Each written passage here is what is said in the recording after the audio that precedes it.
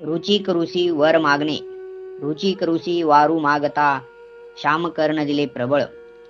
हे स्थान माहूरगडावर वनदेवच्या जंगलात डोंगरावर आहे.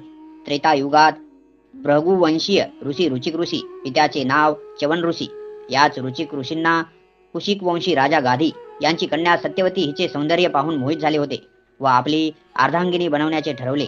जेव्हा रुचिक ऋषी राजा गाधी यांच्या राजमहालात जाऊन राजाला त्यांची राजकन्या मागतात. राजा हे ऐकून हैराण होतो, कारण की रुचिक ऋषी वयाने वृद्ध झालेले आहेत व माझी कन्या सत्यवती सुंदर आहे. त्या राजकन्येचे राजाने लाडाने पालनपोषण केलेले होते. तिला राजघराण्यात देण्यापेक्षा एका ऋषींच्या कुटियामध्ये कसे काय देतील.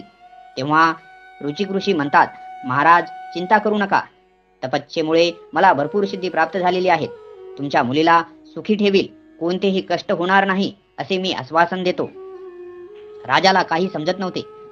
जर या ऋषीला नाही म्हटले तर हे ऋषी नाराज होतील, त्यांना अपमान वाटेल आणि जर त्यांनी माझ्या मुलीला श्राप दिला तर मोठे संकट येईल. मग विचार विमर्श करून राजा आपल्या पत्नीसोबत चर्चा करून येतात व रुचिक ऋषींना म्हणतात, ऋषीवर माझी मुलगी तुमच्या आश्रमात राहील, हे तिच्यासाठी व आमच्यासाठी सौभाग्याची गोष्ट आहे. पण एका अटीवर, जर तुम्ही 500 श्यामकर्ण असलेले घोडे आणले तर आमची कन्या ही तुमची. ऋषी जाणून गेले की राजा फार चतुर आहेत.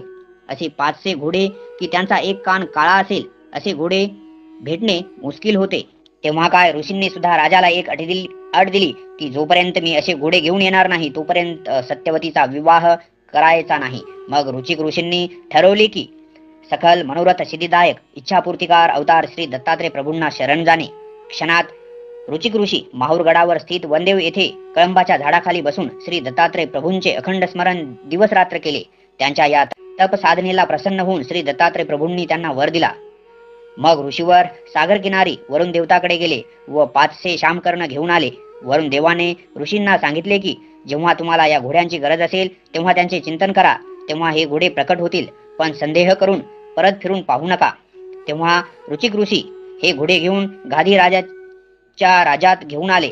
तेव्हा राजाला आश्चर्य वाटले व राजाने स्वखुशीने आपली राजकन्या सत्यवती हिचा विवाह रुचिक ऋषी यांच्यासोबत लावून दिला. पुढे जाऊन रुचिक ऋषी व सत्यवती यांना मदलसा व जमदग्नी या उच्चकोटी ऋषींना जन्म दिला. मदलसाचे 4ही पुत्र विक्रांत, सुबाहू, अरिमर्दन व अरळक हे पुढे जाऊन श्री दत्तात्रय प्रभूंचे अनन्य भक्त बनले. मंडळी, हा व्हिडिओ आवडला असेल तर लाईक करा आणि शेअर करायला विसरू नका. दंडवत प्रणाम.